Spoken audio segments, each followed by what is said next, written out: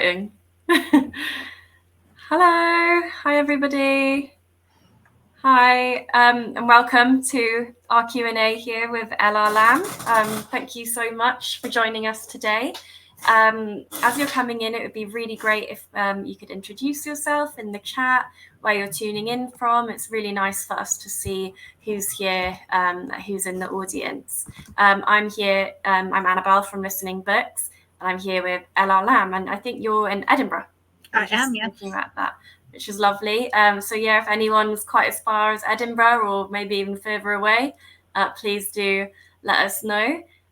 We've just been having a little chat before the session, and we thought it would be a good idea to break the ice by asking you all a question first before we launch into Elle's questions. So we were thinking of asking who or what would be your favourite dragon in literature, or any mythical creature. It doesn't have to be a dragon, but if it is a dragon, you get bonus points. So Elle, maybe you could start us off with that. Who or what is your favourite? I really love the book Seraphina by Rachel Hartman, which has a great kind of like half dragon, half human main character. And then in film, I really love the Russian film I Am Dragon. If people have not seen that, it's basically a Beauty and the Beast retelling with a dragon, where the human decides to teach him how to be a better dragon, but crucially never teaches him to wear a shirt. That's a bonus. Yeah. Maybe. Yeah, I don't know what. I can't really think of any dragons. This is not literature, but the only dragon that is screaming out to me is on the Welsh flag. I am Welsh, so I guess the dragon on the Welsh flag would be my favourite fictional dragon.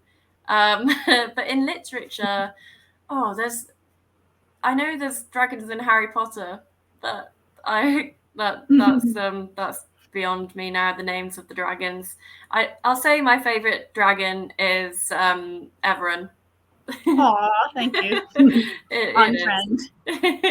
There he is on the cover. Oh, yeah, Everon is my favourite dragon. So if anyone's been joining as we've been chatting, we've just been talking about our favourite mythical creatures, dragons from literature, or as I said, from a flag. So it can be anything really. So if you'd like to share with us your favourite fictional mythical creature, that would be great. Oh, we've got a hi from Amy. Hi, Amy. Great to see you. Oh yeah, and if anyone wants to share where they're coming from or introduce themselves in the chat, that would also be great. I'm trying to think of other dragons. Do you have any others? Or any other non-dragons? Yeah, the Dragon Riders of Pern was a really big influence growing up. It's technically science fiction. What other ones? It's a bunch. I love the dragons in Samantha Shannon's books, in like Priory of the Orange Tree. I'm just like looking at my shelves, being like, where are the dragons? Robin Hobb has a bunch of dragons as well. One that's really on my radar is I want to read To Shape a Dragon's Breath by Monoquill Blackgoose, I believe her name is. It just won the Nebula. Yeah, so dragons are great. We do have a dragon in the comments. Laura's favourite is Smaug. Is it Smaug? Yes. Am I saying that right? Yeah. Smaug, yep, from Tolkien. Yeah. God, I was worried that I was going to say that wrong then. I think that would be blasphemy in the dragon community. Yeah, for sure. We've got Catherine said hello. Hi, Catherine. Claire said hello. Hi there. We're all just chatting about our favourite dragons and our favourite mythical creatures, if you'd like to share yours. Laura, maybe you'd like to share why Smaug is your favourite dragon. That could be interesting to hear. Thinking about my favourite dragon, apart from Everon, of course, I guess the dragon on the Welsh flag doesn't really have much of a personality I can talk about. I suppose you could always create one. I could create a story you could tell down the line. Yeah, I know in school we would read like picture books, Dewi the dragon.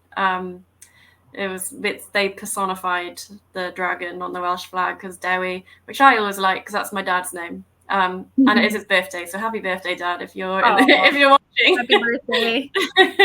But yeah, so Derry the Dragon is also my favorite fictional character, but I feel like that is very niche to only Welsh primary school children of a certain age. J.D. Oswald wrote a book about dragons that starts with Dreamwalker, and I think it's very inspired by like Welsh dragons and stuff. He used to live in Wales for a long time. Oh, So I'll need to write that down to read, because that's definitely something that I'd be interested in. I didn't even really know where the dragon came from. Like, and that sounds so stupid not to know where my own flag came from, but I really well, don't. I don't know where the Scottish unicorn came from either. No. We've got the coolest animals, the Scotland. Yeah. Sorry, Yeah. the lion's not quite as cool. No, it's not. It's real. Who wants a real animal on the flag? I think in the Welsh flag is actually the only flag in the world that has a mythical creature on it, which is pretty a claim to fame for Wales. Laura's reason for Smaug is that he's so dramatic over losing one cup. Yeah, a good dramatic dragon is always nice. Everyone's very dramatic. Yeah. Oh, yet cunning, Laura's added. Dramatic yet cunning. I feel like that's a very dangerous personality. Oh, Claire's commented, the dragons in The Flight of Dragons by Peter Dickinson are my favourite. Can't remember their names. I haven't read that myself, so I'll have to trust you on that, Claire. But I'm sure they're all great. All of these suggestions, probably better than mine. But yeah, if the chat's settled down, if we've all had enough about fictional dragons, then maybe we could get started with the Q&A. Oh, Claire said, I'm showing my age. No, I'm sure you're not. I'm sure it's a classic, Claire. But yeah, maybe we could get started with the Q&A if you feel ready, Al, and in the audience. Okay, so hi again, everybody, and welcome to our live Q&A. I'm Annabel Morgan. I'm here from Listening Books. For any of you who don't know who we are an audiobook charity here in the UK, and we provide audiobooks for anyone who has a disability or illness or learning difficulty that affects their ability to read or hold a book. We have loads of books in our collection, including Dragonfall, which is what we're here to talk about today, as kindly shown by Elle, demonstrated. But yeah, so that's who I am. We're here at the Virtual Village Hall, and they're great. They're another charity, and they do loads of amazing events every week. And this month, June, they're celebrating Pride Month. So that is also great. So if you'd like to join any more events, do just check them out on Facebook, because they've got loads for everyone to be interested in. But of course, that's not why we're here today. We are here to talk all about Dragonfall, L.R. Lamb's latest book. So thank you so much, Elle, for being here today. We're really excited to learn more about the book. I am going to give a quick little introduction. I hope I don't embarrass you too much. To start us off, the L.R. Lamb is a Sunday Times best-selling author and creative writing coach. Their work includes space operas, near-future thrillers, the award-winning Micah Gray trilogy, and now the Dragon Scales trilogy, which is what we're here to talk about today. We're actually here to talk about the first installment, Dragonfall. So thank you so much for joining us. We're really excited to learn more about the book and the trilogy. Thank you for having me. Oh, no problem. Thank you. But if you would like to start us off by just giving a brief overview of the book of Dragonfall, that would be amazing for anyone in the audience who hasn't read or listened yet. Yeah, so Dragonfall is the first installment of the Dragon Scales series, and it's basically about a human and a dragon falling in love, despite it being quite a bad idea all around. And it's sort of my love letter to old school fantasy. I grew up reading Robin Hobb and Tad Williams and all these other amazing fantasy books, and like growing up, if I went to the library, if I saw a book that had a dragon on the cover, it came home with me. I always loved dragons. And I always knew I wanted to write a dragon book, but I knew I wanted my own take on dragons and to make them a little bit different. And so I settled on dragons who are not actually gods, but worshipped as gods. They have feathers like dinosaurs, because why not? And they're queer and weird, and they can transform into hot humanoid creatures. That is a great take, and it's very unique for dragons, and I think we all needed that.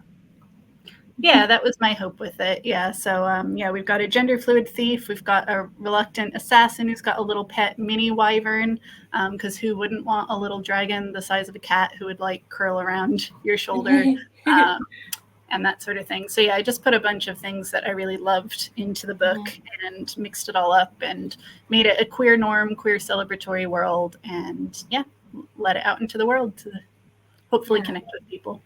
Yeah, I'm sure it has. Definitely has with me. I really enjoyed it. Oh, thank you. I did want to ask, obviously, it's a trilogy, and I always find authors writing trilogies or sequences so fascinating, especially the process. So do you, when you go into writing the book, do you have the whole trilogy laid out, or do you kind of take it as it comes? So I had it loosely arced out, but things really change a lot in the making of it, to the point where I am kind of at the end of part 2, and it's got quite a clear, like, pausing point. So there might be a chance that I do a time skip or something going forward. Things are still a little bit up in the air. I know kind of the big picture stuff I want to cover in the series and where I wanted to take the character journeys, but you can only ever pre-plan things so far. Like, you're never quite sure where the characters will go, and you kind of have to follow them. But I've enjoyed following Everin and Arcadie's journey, and Soren as well. So yeah, it's a mixture of planning, but being open to where the story takes you. Yeah, they're very different characters, and not just because Everin is a dragon and has no idea of anything about the world. Which obviously is something that you had to build from scratch because it's a fantasy world. I was wondering, do you find it easier to write about a world from someone like Everin, who doesn't know it at all, or Arcadie, who knows it really well? Yeah, so that the balance of exposition was probably a really big challenge, because with a secondary world, it's this whole new world. But because, for example, Arcadie's bits are in first person, they probably wouldn't think to explain certain things about the world, because it's just the world they've been raised in, and to them it's commonplace. Whereas, so Everin kind of being this outsider who very dramatically falls to earth in the first chapter, and their languages are close enough, and he's studied the human language enough to be able to kind of understand it, but he doesn't speak it very fluently. So he's kind of having to reconnoiter and pretend to be human for a bit in the first part of the book, and he's really bad at it. So that's some of my favorite bits, when he kind of is wandering around trying to be human and probably fooling no one. So that was quite fun, and it is very handy for the writer to deliver exposition via this dragon who knows nothing. So that was fun, and showing his attitude, because at the beginning he really hates humans. He's not very pleased with them at all. The kind of background setup of this world is that hundreds of years ago, humans and dragons had a very symbiotic relationship, but the humans betrayed the dragons and banished them to a dying world. But of course, humans don't live as long as dragons, so many centuries have passed. And they have forgotten what they did, and they now worship dragons as gods. But the dragon gods remember, and they do not forgive, is sort of my tagline. So I kind of jumped off from the point of, what if your gods hated you? And it would be interesting to play with, but they're not actually gods. They are dragons. Yeah, I thought that was a really interesting dynamic, how they were actually banished by humans in the first place, and now humans have forgotten all about what they've done, which is quite typical of humans, and now worship them as gods. Could you talk a bit more about why you decided to put that dynamic in? Yeah, I think it was sort of one of my jumping off points, because actually the series idea gestation didn't quite start with dragons. It started with the little stone seals that all the humans wear.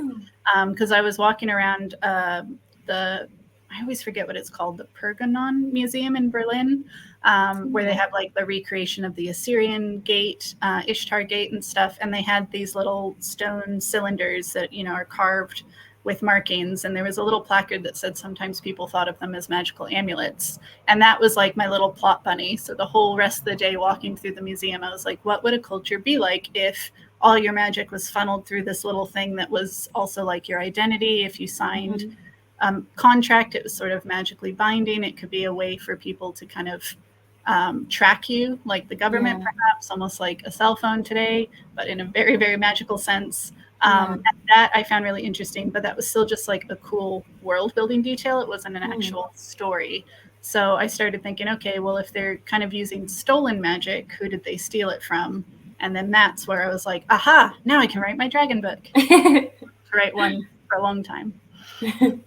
I know, like in the book, the chapters mainly switch between Everon and Arcady. There are others, but obviously Everon's chapters are through his perspective. So how did you find jumping into the perspective of a dragon? Like, how did you do that? Well, I made life very complicated for myself because I have 4 main points of view, but most are Everon and Arcady. The third one is Soren, who's the assassin. The fourth one is Cassia, who's Everon's sister and the queen in waiting left behind in the dragon world. And then there's a sneaky 5th one that I can't mention for spoiler reasons. But I also have 3 different narrative positions in the same book, which is a fundamentally slightly mad thing to do. So Everon's not only a dragon, but he's also writing in like the least common narrative position, which is first person direct address. So he's writing all of his sections like it's a letter addressed to Arcady, the thief, who's writing in first person. And then Cassie and Soren are in third person. And I did that for various reasons, which we can come back to later. But for Everon in particular, I thought using this uncommon narrative position was a really interesting opportunity because it's very like confronting because I'm constantly saying you in the text. It makes him kind of sound dangerous, like a predator. But I thought it fit really well for a dragon to kind of be this sort of like haughty, like imperious kind of tone, but it's also very intimate as well. And you find out at the end of the book why he's writing it directly to Arcady. Like, is this a confession? Is this a love letter? Is it both? You have to read to find out. So when you were writing about the dragon, there are quite a few like funny moments in the book where he uses words that he's obviously seeing human things through a dragon perspective. So like mammary glands, for example. So how did you find the balance between making him a dragon and then him pretending to be a human or still understandable by human readers? Yeah, it was quite fun to do because, basically at every point through his chapters, I had to be like, okay, how would a dragon interpret this? Like even different facial expressions, like to him smiling a certain way is like a sign of aggression, and he knows enough that it's not a sign of aggression, but he still rankles at it. Or, he works for a time and is having to take orders from a human. He doesn't like that. The way he would describe things, I'd sometimes use sort of more draconic terminology, like more mentions of teeth and claws and prey and things like that. Like dragons don't have mammary glands because they don't nurse their young. So that's something he would notice when he comes across a stranger who looks a bit different because, he hasn't seen any humans before this point in time. Another interesting element to his sort of upbringing is that he is the last male dragon. So every other dragon or person that he's ever interacted with has been a female dragon. And he's been raised to be like the savior of his kind, the chosen one, but also a bit feared just by virtue of being the last male dragon, because the previous one went mad and burned a bunch of prophecies and things like that. Yeah. We've got a question from Claire. Oh, if anyone has any questions, please do ask them as well, and we'll do our best to answer them. So Claire has asked, did you do much research on dragon mythology? Oh, I did so much. Just pausing because there's a siren outside and I don't know if you can hear it or if Zoom is doing its job of... I can hear it. Oh, it's gone now. It's gone. There it goes. Almost. Still good. I live somewhere where there are quite a lot of sirens, so that might not be the only one. But yes, I did a lot of research into dragon mythology, like mostly kind of Eastern Europe, because you have a lot of the ones that can kind of turn humanoid there. I also looked a lot at like Celtic kind of inspirations of dragons, some Eastern influence as well, though I didn't draw on that as much. I thought about like what dragons mean to society, why every culture kind of has its own, what they're associated with. So some are associated with certain elements or luck or things like that. And that helped inspire the magic system as well, because in the human world, there are 5 different colored dragons in the dragon world as well. But in the human world, each dragon color is kind of associated with 2 different main types of magic. And you're kind of born able to access one of them a little bit easier, but it's still not very easy to obtain a lot of magic as well. And we can talk about that later as well. But yeah, I did loads of research on dragon myth and all of that, and it was super fun and a great method of procrastination as well. Right yet, I have to know everything about dragons everywhere, history of ever, before I can even think to begin. That would be a great mastermind topic if you ever wanted to go and mastermind special subject dragons. Yeah, I have many things I could talk about ad nauseum. Like that's part of the fun things. Like the funnest thing about being a writer is that you get to just like nerd out about different subjects and like hyper focus on certain things while you're writing a book. Oh, we've got a couple more questions. Elizabeth was asked, is there a part of Emberclaw that you're super excited or nervous for readers to get to? No spoilers necessary. Yeah, it's kind of like I'm at that point now where I'm like, oh gosh, this is actually going to go out in the world in the next few months. Because book 2 is a little bit delayed. It took me a lot longer to write. I found it really hard in certain respects. And I really wanted to do it justice, so I didn't want to rush it. But book 2 is kind of basically my magic university book, my magical tournament book. And neither of those are spoilers because you'll see it in the cover copy. So as someone who's spent a long time in academia and who's loved reading those kind of like magic tournament arcs and magic university books, I think I've kind of found my own take and approach to things, which will be quite fun. And yeah, you'll see a lot of familiar faces coming back on board.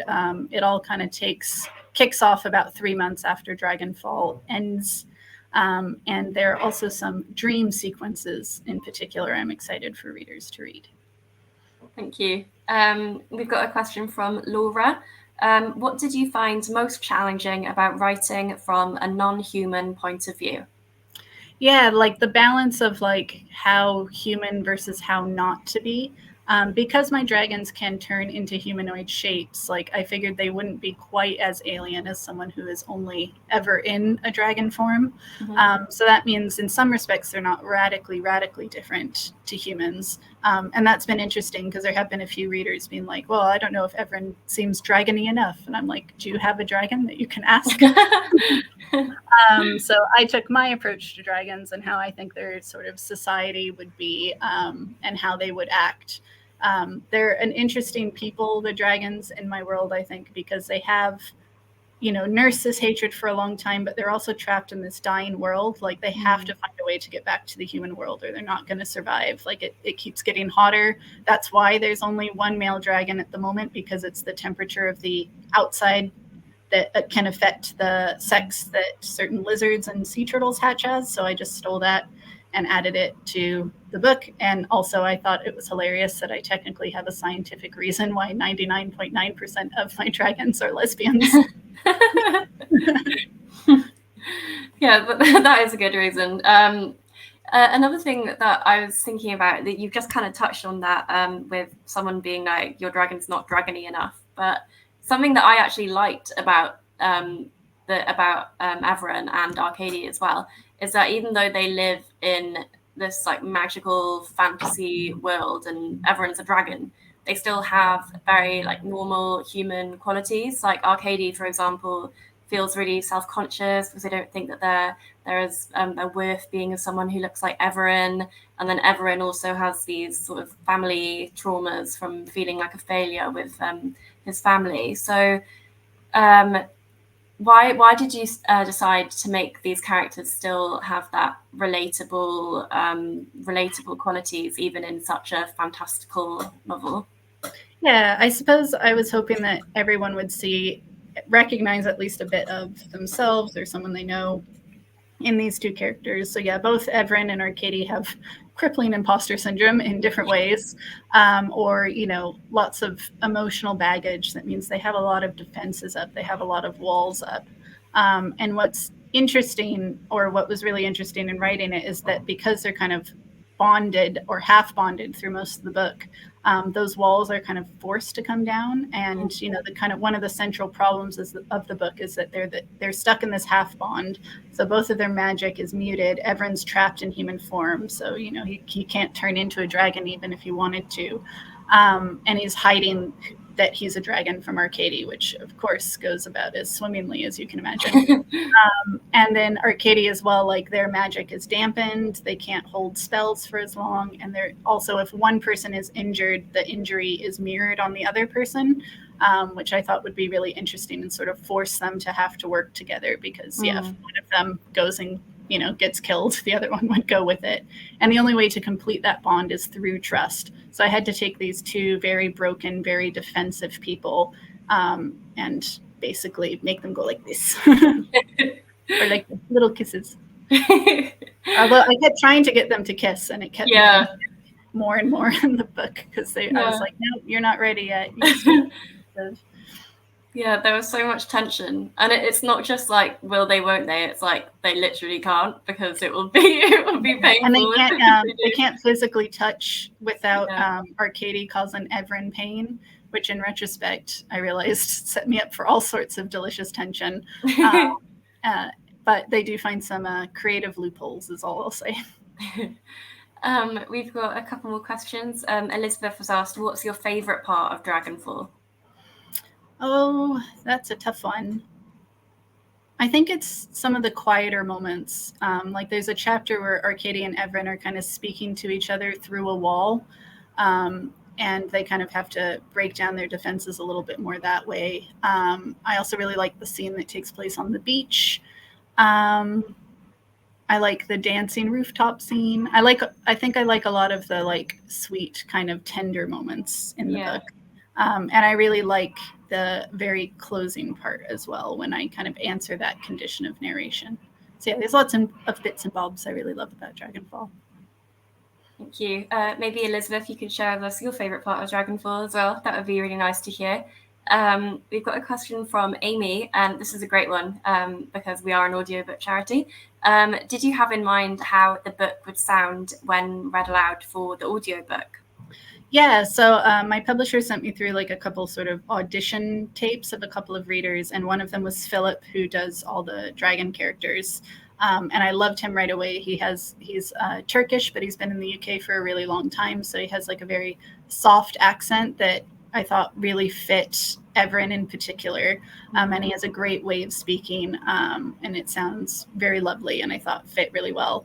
And then I really wanted them to hire a non-binary actor for Arcady, and so Rebecca reads all of the human characters, and they did a fantastic job as well. So this is my first time having more than one narrator in an audiobook, and that was very exciting. I haven't managed to listen to much of it because I just can't listen to my own words really after the fact, because I keep wanting to like change things, or just it's too much for me. But I've heard from quite a few people that they really enjoy the audiobook, and that makes me really happy. Yeah, I listened to the audiobook, and it was really good. I did find that Philip, his voice is very dragon-like. Like it's just like if you could imagine a dragon having a voice, that would be the voice a dragon would have. Yeah, and it's a very attractive voice. Well done, Philip. In response to what is Elizabeth's favorite part of Dragonfall, it's all of it.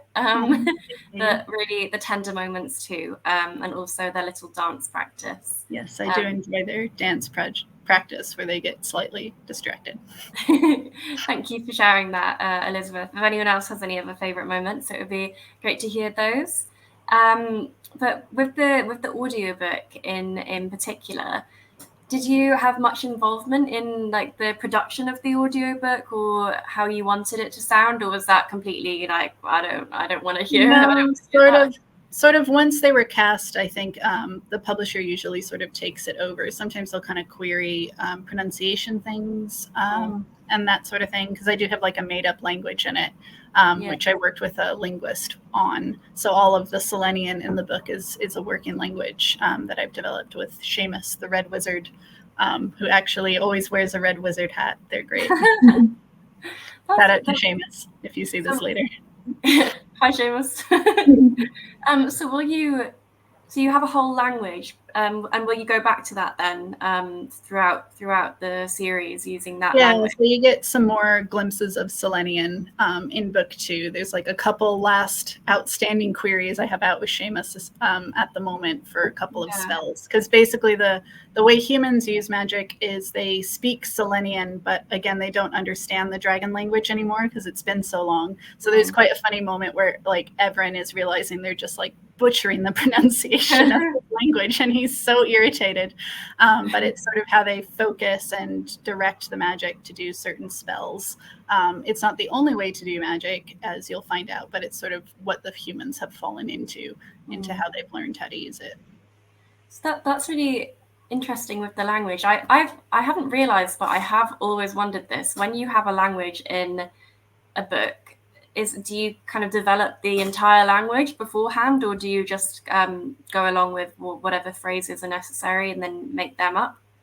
So because I worked with a linguist, like they've done sort of the bigger kind of rules and stuff of the grammar and the way that they approach things in a way that I just would not be able to. I would have made up some sounds that maybe sounded realistic, but might have fallen apart really quickly. Whereas like obviously Seamus hasn't come up with every word ever, but they've come up with the system and they've studied linguistics and are interested in conlang in a way that they can continue to keep developing it to the point where, you know, it could become something like Klingon and a full working language. I don't know if it'll ever get there, but it's an opportunity. And it was really fun. It's really fun to like send off my instructions of like, hey, can you make this phrase for me, and see what they come back with. And sometimes they'll kind of give me options, like you could either have this word or this word, like which spelling or which word sounds better. And sometimes I just have to like choose one off my gut and not know why it sounded more dragon-like, but it was really fun. So we have a lot of kind of V sounds and K sounds and kind of, you know, harsh dragony sounds, which is really fun. Yeah, that sounds like such a dream job, being able to like create a language. Yeah, and I know they're interested in developing other conlangs down the line. So yeah, you can always reach out to me if you want to hire their services at any point. Anyone who's listening, I'm sure they'd be delighted to. Yeah, so anyone who is listening who also is a writer, I wonder if you have any sort of like top tips you could share with people in the audience about maybe getting started if you're having like writer's block or something. Yeah, so writer's block is hard. It's something I struggled with a lot last year. And for me, at least, writer's block always kind of comes down to just confidence. So if you're feeling uncertain, or you feel like you've kind of gotten yourself into a corner, a lot of the time you need to maybe step back, refill the well. Or I'm a big fan of just kind of like free writing longhand. I find for me, my brain works a little bit differently when, you know, if I'm staring at a blank page on the screen and I get really intimidated, I can kind of trick myself into being like, oh, I'm just like writing down ideas. It doesn't matter, like no one will ever see this. And I'll maybe start doing planning or talking about what could happen in the scene that I'm stuck on.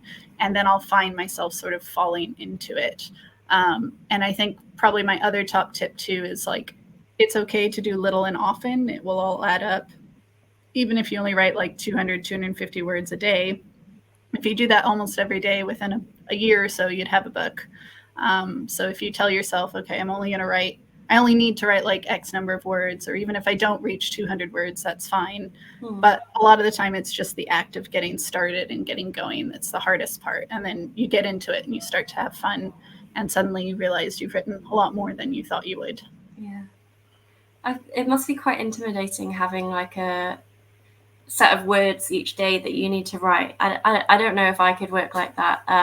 like I think I'd have to do the same as you, like just kind of go and write and not have like a set target, or I don't know. We've got a really nice comment from Nina, who said, my favourite bit is actually the smooth tension build up before they meet properly and they are pseudo aware of each other. It was chef's kiss. I know it happens early in the book, but made it a delight to keep reading. Thank you, Nina, for sharing. Oh, thank you. That's good to hear, because like I'm kind of releasing a book like in the middle of like the romanticy trend, right? Which kind of has a specific sort of story arc, and you'd maybe have like the meet cute quite early in the book, comparatively, like 10 or 15%. And my characters, they technically meet right at the beginning, but they don't properly meet physically until the end of part 1, which is, I don't know, 75 pages or so into it. And so kind of according to the romance arc structure, that's a little bit later than normal, but I think it worked for the fantasy to give you the space to kind of settle into the world, to get to know these characters individually before I, shove them back together. So I'm glad that worked for you. Yeah, it worked for me too. That kind of builds on another thing that I was wondering.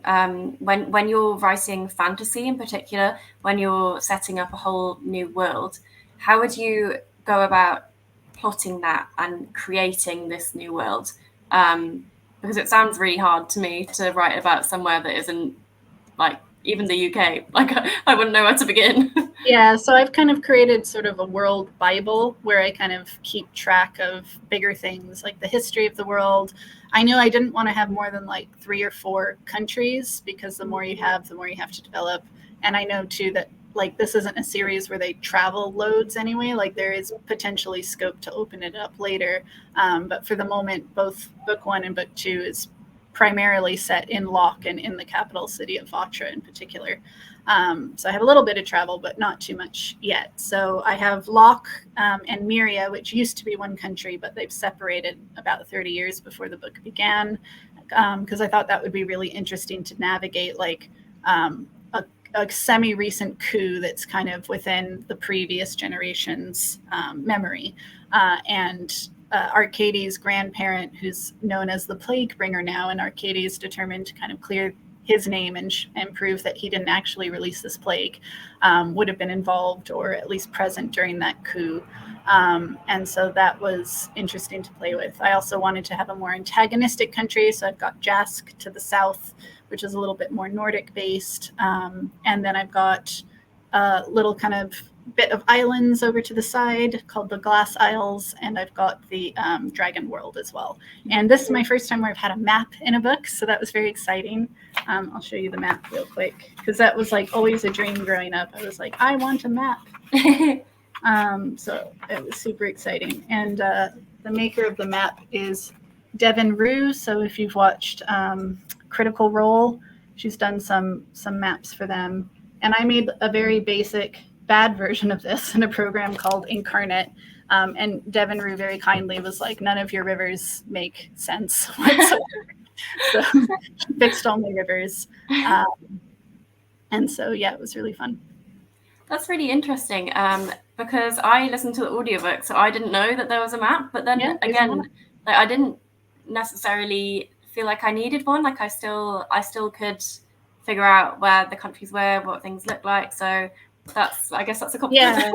Yeah. Well, I wrote book 1 not expecting a map, because it is an extra expense. You're never quite sure if you're going to get a map. But I was like, I'm going to ask for a map, and I was so delighted when my publisher happily commissioned one.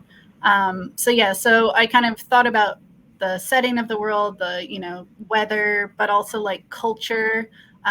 When are the holidays? What are the swear words? Is always a fun one. What do they find like blasphemous?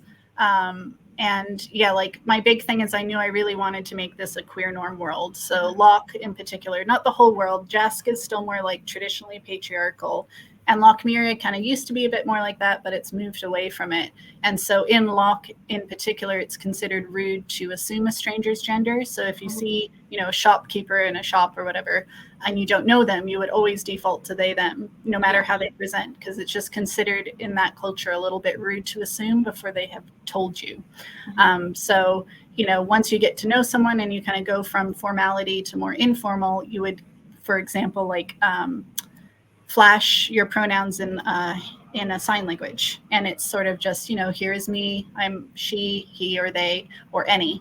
And it doesn't even break the flow of conversation, but everyone just sort of, adjusts and moves on, and it's not remotely a big deal.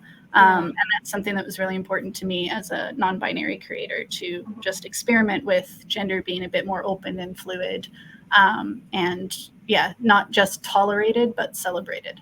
Yeah. Yeah, there's a really nice moment in the book where Meryl is teaching Everin about how to use the signs, and about the sort of gender norms, or lack of, in Locke. And also, it mentions that babies are gender neutral until they get old enough to decide for themselves, which is another really nice touch, I thought. But I wanted to ask, why did you decide to have this moment in the book of where Everin is educated on it, rather than just assume, like, it is a queer norm world, so it could have just been kind of like, oh, well, that's just the way the world is, he can deal with it himself. So why did you decide to have the moment of educating him on it?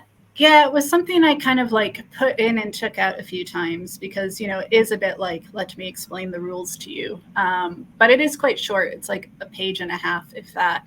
And I decided to leave it in because, one, he is a dragon who's only been raised around females. So he has even less knowledge of gender than even like you or I would.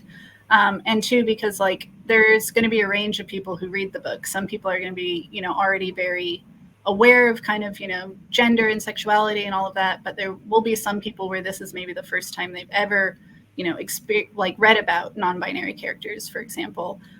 So I thought it was important to kind of try to split the difference, to, give a bit of an explanation. It does come a bit later. It's still in part one, but it's not like right at the front. So hopefully the reader would have caught on. But if they're still like, what is going on? Why is everyone you kind of have this moment of checking in. But I also just liked that scene from an emotional, like, character point. Like, Meryl is a sex worker that Everin accidentally hires because he's and bad at being human. But they had like a really kind of nice, genuine moment as well, when like, she realized he's a bit in over his head, and kind of just gives him that little bit of education he needs to fit into the world a bit more.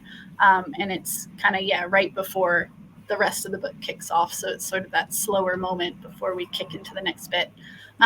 So in the end, I decided to keep it in. And I think it is important because, yes, a reader might, read and deduce it, but I also don't think it's a bad thing to just upfront state very quickly, like, this is how the world works. And I thought it was important to put in. Yeah, it actually was one of my favorite moments of the book, along with the ending, the big reveal, which Guido has also said, the reveal at the end really gets my thumbs up, with a little wink emoji. Thank you. Anne Elizabeth made a great comment: who needs a meet cute when you can meet at knife point? Very true. Yeah, I did weave in a couple of my favorite tropes, and one of them is knife to throat. I also have, like, there's only one bed, except there's only one beach, and they have to huddle for warmth. That was another one. Nina's commented, it was a refreshing teaching style moment, reminiscent of me explaining non-binary to my nan, who has a relatively low exposure to that topic, reflective of the real world. Yeah. Part of that scene came in too, because like my mom read an earlier version of it, and she's very like au fait with things. But if even she was having a little bit of trouble following it, I was like, okay, I'll put in a little bit more, just because I didn't want people to misinterpret either, or to get frustrated if they hadn't quite put it all into play yet. So I thought it worked. Yeah. And Everin is a dragon. Like, you can't really... Like, it's really coming from an outsider's perspective here. Yeah, come on. Yeah. And then I have another scene later on where Arcady is briefly explaining to Everin what it means to them to be non-binary as well. And I thought that was likewise important to put in, because there have been a few instances where people are a bit like, oh, well, the character's non-binary, get over it. Why do you have to like bang on about it? And I'm a bit like, it's literally 2.5 pages in the whole book. And also, like, it's not a dirty secret, we can talk about it. We can discuss what it means to be non-binary in a book that's all about gender. It's set up in a way the narrative positions are set up so that Arcady is not gendered within the text as much. And there are people who read Arcady as they, them, or as he, she, or he or she. And I never state what physical sex this character has either. I don't even know myself. So I really leave a lot open to the reader, and that was a very intentional decision. Lizzie's commented, "Mum makes a good test audience. Love it." Yeah, my mom's like my ultimate hype woman. She like reads everything. She's also an English teacher, so she fixes my commas that are always willy-nilly as well. But yeah, and so yeah, she's a good kind of test reader. Yeah, English teachers are always the best. I say that as someone who studied English at uni, so it is sometimes a bit embarrassing because obviously there are like slightly spicy scenes. But my mom reads them all with gusto. No, it's good. And when it's a dragon, I feel like you just have to deal with it. It's worth it. Elizabeth commented when we were talking about the map, love the map and Devon Rue. Yeah, Devon Rue is lovely. I did an event with her and Wesley Chu and Andrea Stewart around launch last year for a bookstore called Fable Hollow Bookstore, and it was really interesting just hearing like how she approaches making the maps and stuff like that. Like, it was really cool. So we were just talking about gender, and obviously Arcady is gender fluid. So I just wanted to ask, why was that? Why did you decide to have a gender fluid main character? Why was that important to you? Yeah, so it's not my first time writing a non-binary character either. My first trilogy, which starts with Pantomime, has an intersex non-binary protagonist. And I wrote that in my early 20s, back before I'd kind of gone through my own sort of gender journey. So this was sort of me coming back to wanting to have a more expansive view of gender in fantasy, which historically can have quite like regressive gender roles sometimes.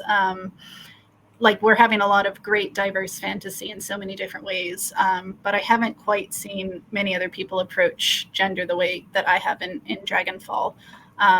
So I thought it would just be interesting to add a different point to the canon and to allow people to see themselves in a genre that maybe they haven't seen themselves in before. And I've gotten some really beautiful notes from readers to that effect. Like in my dedication, I said that I'm going to cry, but I said that I wanted it to feel like home. Oh, that's so nice. You're gonna make me cry. Whenever anyone cries, I'm just like, it sets me off. I'm going through some stuff like outside of everything where I'm a bit more prone to crying than I normally am, so it's fine. I'll be fine in a second. No, and it is a safe space here as well, so I hope it feels like home as well. Oh, Elizabeth commented, it absolutely feels like home. That's really nice. Lizzie's also said that I haven't seen the map yet, as my my ARC didn't have one. I have an excuse to buy another copy now. Laughing emoji. That's always good. It's always good to have an excuse to buy another book. Yes. And Lizzie sent some hugs emojis, which is really nice too. Yeah, I'm sending a virtual hug. Elizabeth said, also, yes, definitely an excuse to buy more copies. Did you have any involvement with the cover art?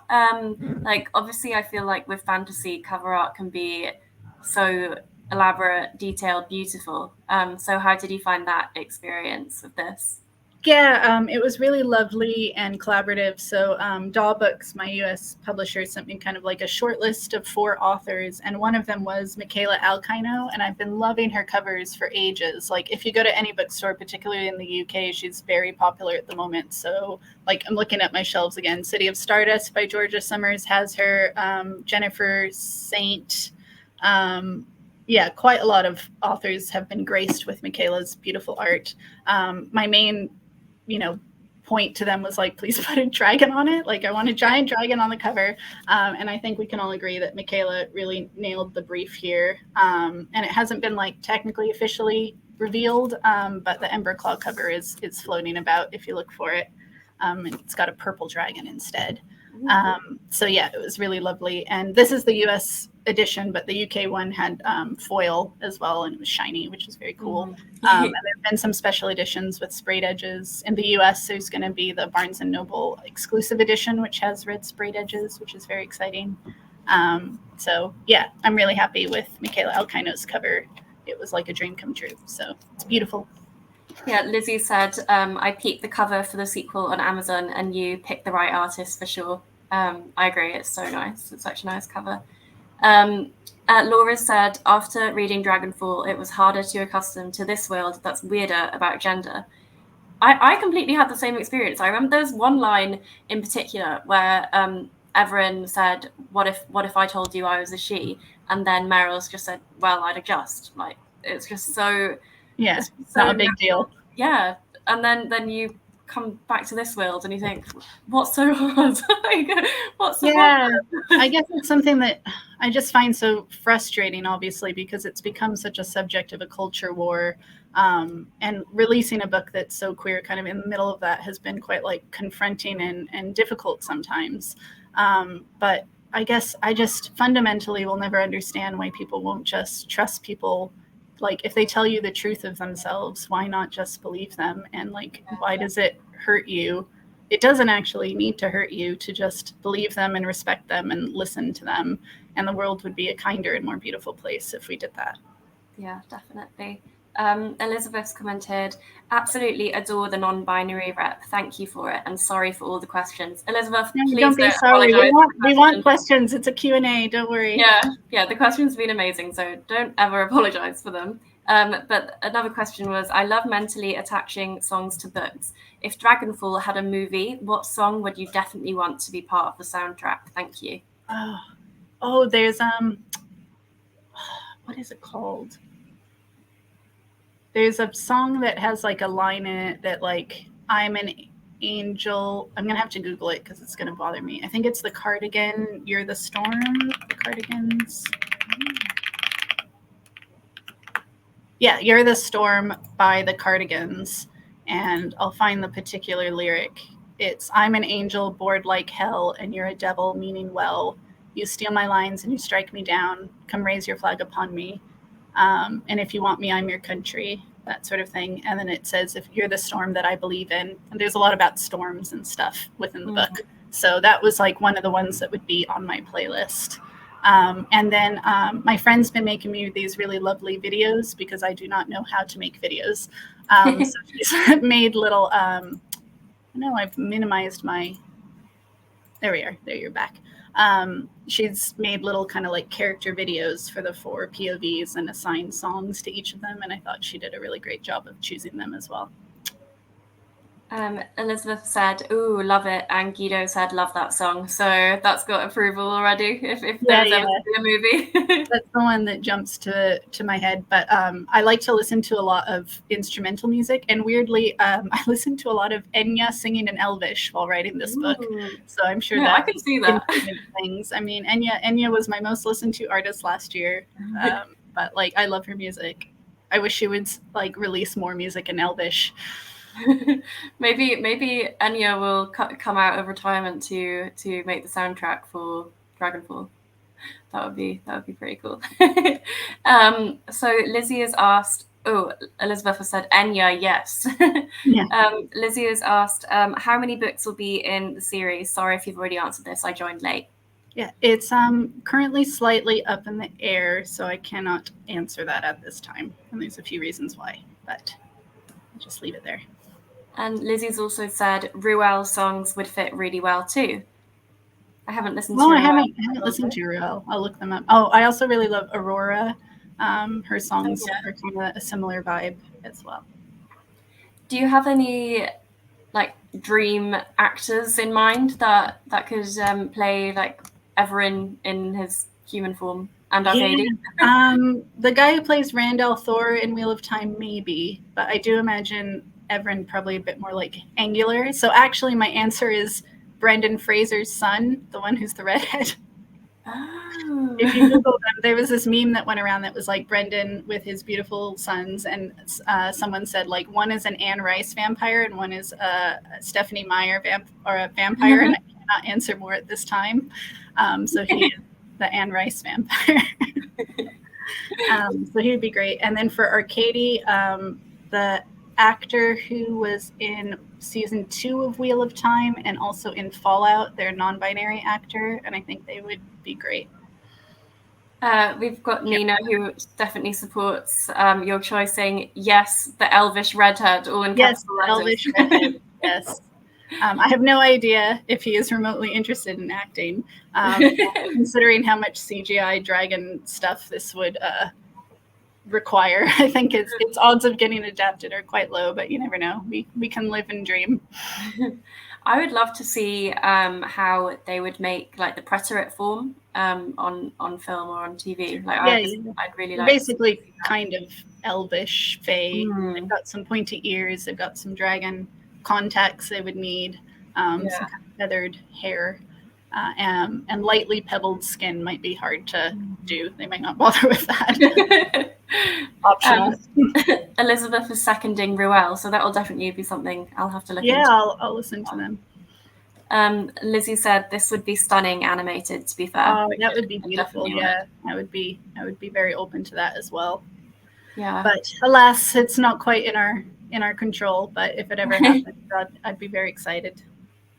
You just reminded me of something. The feathers. I wanted to ask, why feathers on the dragons? Because on the one hand, Everin is kind of like a sexy fallen dragon angel, so I wanted to kind of play with that vibe. For a while, I was trying to decide if I wanted them to have like bat wings or full bird wings, but I decided to split the difference, so they're bat wings with like feathers on top. And also, I was like, well, dinosaurs have feathers, so I feel like dragons can also have feathers. Yeah, and birds are like the ancestors of dinosaurs, right? So yeah, and it kind of vaguely is analogous to like phoenixes and stuff as well. Like I think this dragon looks very slightly phoenixy as well. So I just thought it would be fun to kind of play with that blend and with that aesthetic. Yeah.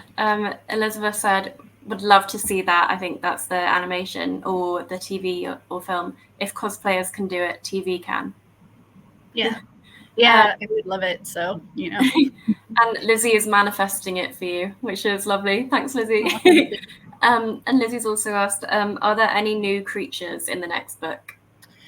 No, but you will get a little bit more wyverns. There was a wyvern race that I had to cut from book 1 because it just did not belong there. It was just there for pure wish fulfillment, but had no bearing on the plot whatsoever. But I found a plot relevant reason to put the wyvern race in book 2, and I was so delighted I got to put it back in and switch it up. So yes, you get to see some little wyverns race around. But yeah, no new magical creatures, but more dragons and more wyverns. You get to see more of Vercelin in book 2 as well. Yeah, that's what I'm excited for. I'd like to see Vercelin. Lizzie said, I love the tiny dragons, by the way. Oh, thank you. I love them too. That was inspired by Anne McCaffrey and Pern, because there were also like the little lizardlings in some of her series, and I actually called them lizardlings for quite a few drafts until I realized I also have starveling, and that's just too many lines. So I switched it to wyvern. We are coming close to the end, so if anyone has any more questions, please do pop them in and we'll try and get through as many as we can. We've got another question from Elizabeth, who's asked, this is a great one, if Arcady and Everin were drinks or snacks, what drink or snack would they be? Oh, I think Everin would probably be like a smoky whiskey, perhaps. Ooh, definitely. Arcady's a bit harder. I don't know. Maybe like black tea or something, like a little bit bitter, but very comforting at the same time. And in terms of snacks, I have these little sweet spheres, which are because you have to physically eat quite a lot to use magic, because it uses up energy, because all magic has to have a cost. So they need to sometimes just really shovel in the calories to be able to do magic. So they have these little kind of like honey seed things called sweet spheres that would probably be quite tasty. Yeah, Nina's commented, which I think is referring to Arcady and Everin, they are both snacks. Aw, thank you.